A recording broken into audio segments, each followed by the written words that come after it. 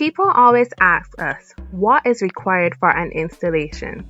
Now, the first step of the process is an assessment. An assessment must always be done before an installation.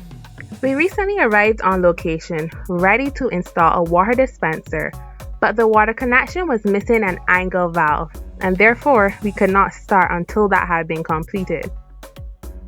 Assessments are sometimes done virtually with your help or in person. With a virtual assessment, we conduct a video call with you or ask you to send a video via WhatsApp of specific elements in your environment. During an assessment, we seek to understand more of your requirements or the challenges that you're experiencing. However, we also determine the ideal location for your dispenser or equipment and find the nearest source of potable water and identify the safest and most discreet way to carry out the installation. During your free assessment, our team will recommend solutions based on your environment, challenges, functionality, and services available at your facilities.